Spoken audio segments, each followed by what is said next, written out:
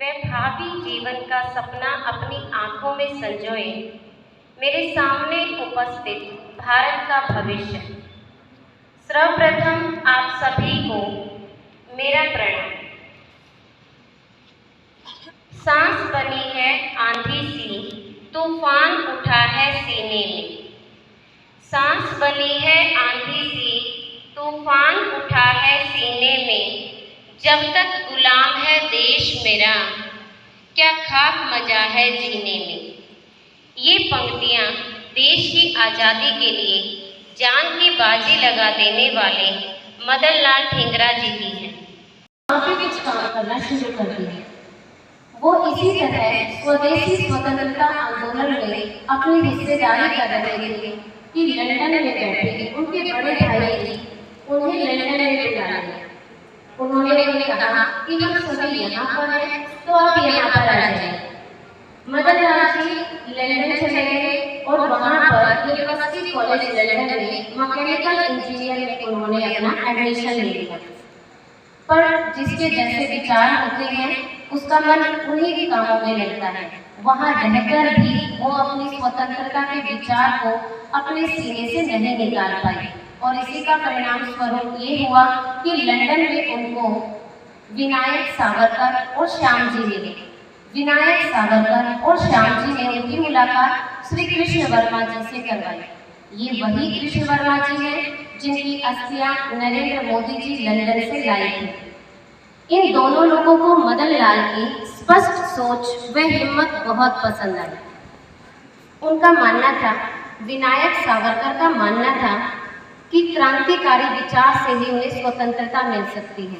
उन सभी को मिलकर क्रांतिकारी विचारों को आगे बढ़ाना है और इसी के परिणाम स्वरूप उन्होंने अपनी नीतियों को अंजाम देना शुरू कर दिया।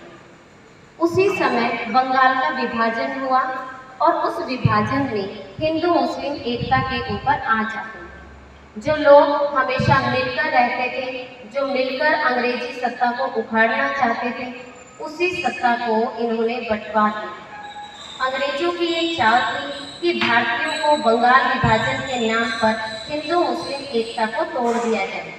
ये बात मदन लाल ठेंगरा के दिल में कहीं घर कर गई और उन्होंने सोच लिया कि मुझे कुछ ऐसा करना है जिससे कि मैं सोई हुई सरकार को जगा सकूं। और इसी अंजाम को, इसी विचार को वो अपने दिल में रखने लगे और किसी घटना को अंजाम देने की सोचने लगे।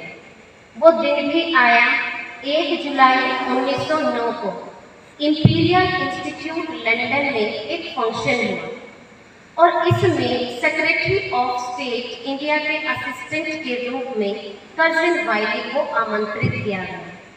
कर्जन वाइली यहाँ पे आई और मदन लाल ने किसी भी तरीके से अपने भाई की मदद से वहाँ का पास बनवा लिया और वो भी उस फंक्शन में शामिल हो गए। अब मदन लाल ठेंगरा जी इंतजार कर रहे थे उस मौके का जिससे वो अपने दिल में सुलग रही उस आग को शांत कर सके और उन्होंने इंतजार किया। और उस समय जब फंक्शन चल रहा था, मदन लाल ठेंगरा के मन में हजारों विचार उमड़ रहे थे। उनके मानस पटल पर इतने विचार आ जा रहे थे क्योंकि ये आसान नहीं होता किसी का कत्ल करना।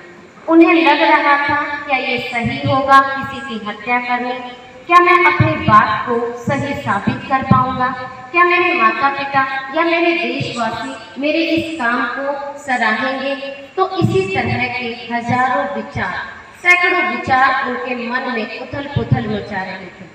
उसी समय ये फंक्शन खत्म हुआ और उन्होंने हिम्मत करके जब कर्जन वाइली अपने घर जाने के लिए तैयार हुए तो वो उनके समक्ष खड़े हो गए और सीधे उनके सामने खड़े होकर उन्होंने फायर कर दिया। 4 गोलियां सीधे कर्जन वाइली को लगी और उनका बचाव करने आए एक पारसी डॉक्टर को भी 2 गोलियां लगी। अब मदन लाल ठेंगरा का मकसद पूरा हो चुका था।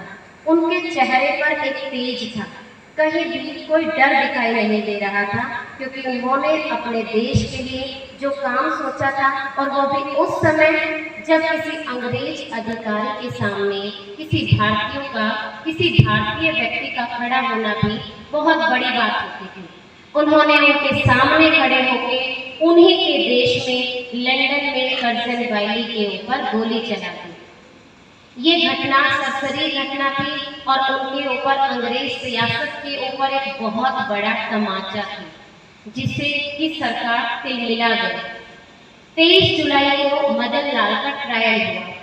उन्होंने ब्रिटिश कोर्ट अथॉरिटी